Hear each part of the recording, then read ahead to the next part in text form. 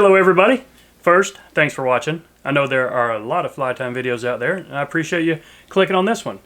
This pattern is called Chernobyl ant. Now, I will explain the materials as I go and put the recipe in the description of the video here. So first off, I've got a size 10 terrestrial hook. It's got a little bit of curve shank on it. That's, I guess, what defines it as terrestrial. I'm using 70 denier black 8/0 UTC. Now lay your thread base about to the start of the bend there, maybe where the barb is. Now I've got some 2mm foam, 2mm thick. I've cut it maybe 3 to 4 millimeters wide and cut it to a point right there where I'm going to tie it in.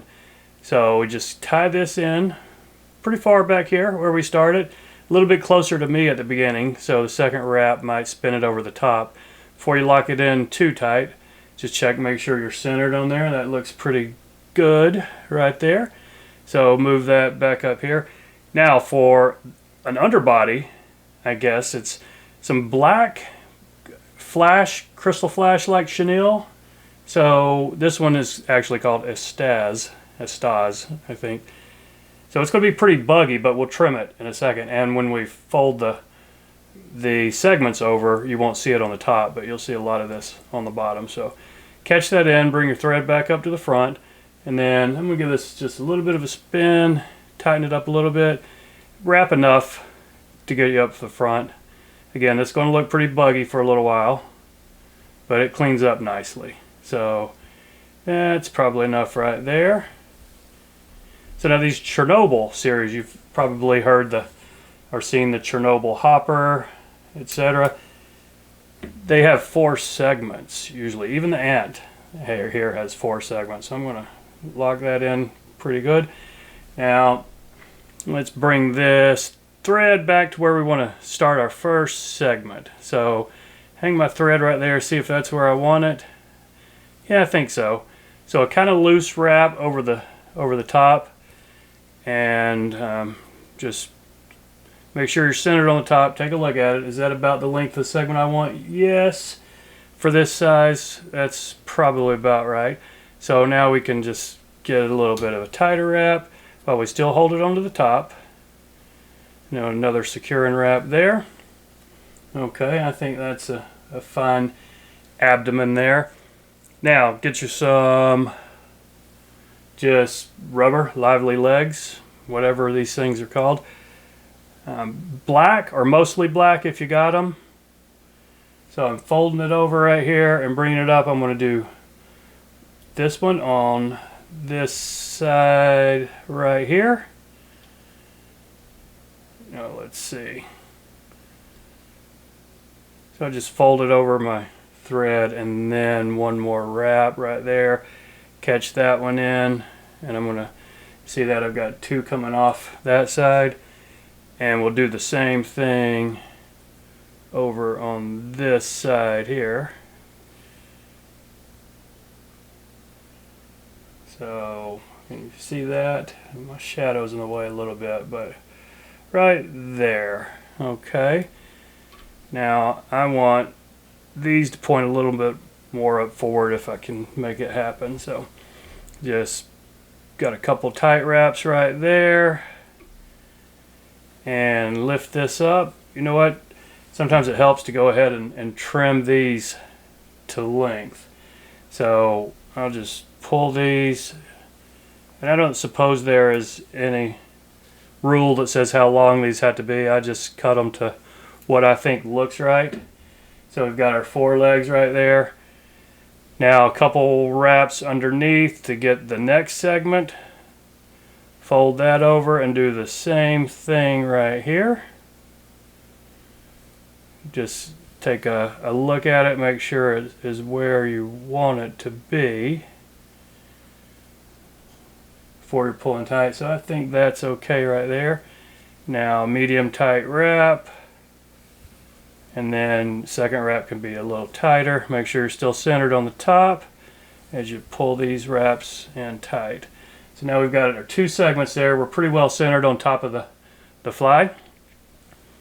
And we've got our next leg. So go ahead and this one, you know, an ant's an insect, it only has 6 legs, so we're just going to put this with 1 leg on each side of the fly instead of like 2. So I'm just going to catch, let's see, catch the one strand right there on top, and then I will pull. I'm going to get a couple of wraps to catch it in, and then I will pull it down into the sides, down into the front while I secure the wraps. A couple of tight wraps in here, and I like these front legs to point forward if you can make it happen, but sometimes these rubber legs just do what they want to do. That one, see, that one's sticking way up.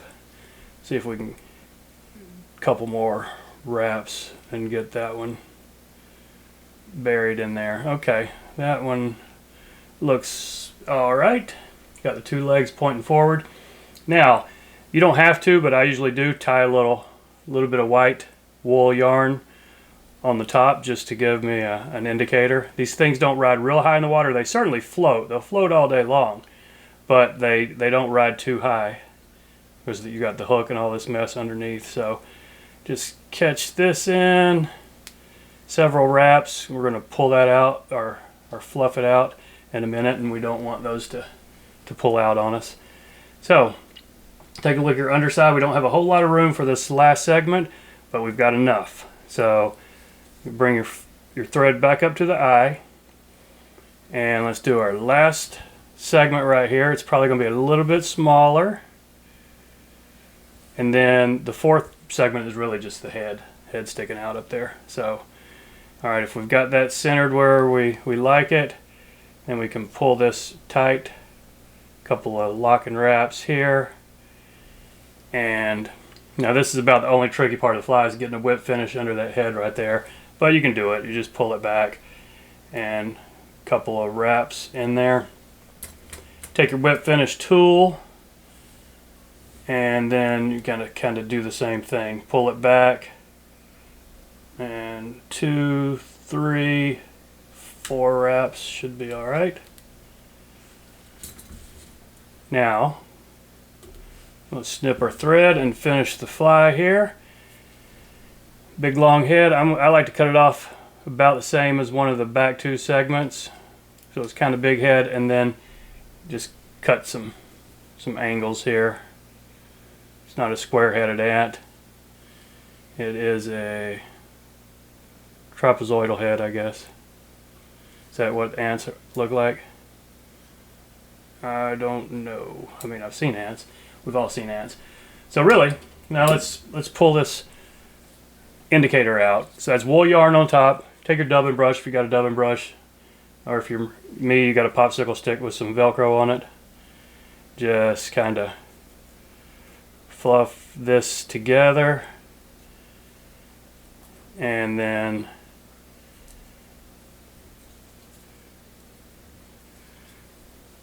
we can, let's see, I don't want that to come out on me, so you don't need much. You'd be surprised that a little tag like that, and you can see that 30 or 40 feet away. So let's clean up the bottom. We've got some of this, see all these buggy legs on it? You could leave it like that, it would be fine, but I usually just trim up the bottom a little bit. I got this pattern from the Fly Pattern Encyclopedia, and all the ones I've seen have this cleaned up a little bit. If you don't have this black chenille, you could just use some kind of, you know, ice dub, anything that's kind of shimmery and shiny and buggy looking. So no room for head cement on this. I turn the thing over, and we'll put just a drop of super glue right there where those last threads are.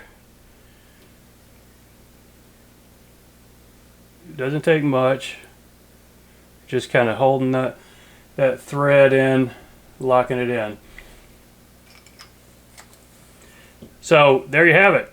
This is the first fly I'm doing. It's springtime. Warm weather is going to be here pretty soon, so I'm tying a bunch of terrestrials. I'm trying to do one fly a night. 1 terrestrial a night, 10 flies in 10 days. We'll see how that goes. So anyway, if you've watched this far, I really appreciate it, and I hope you'll consider subscribing. I'm trying to post at least 2 or 3 videos a week, and yeah, that's it. Oh, we forgot to trim this leg up front. And right there.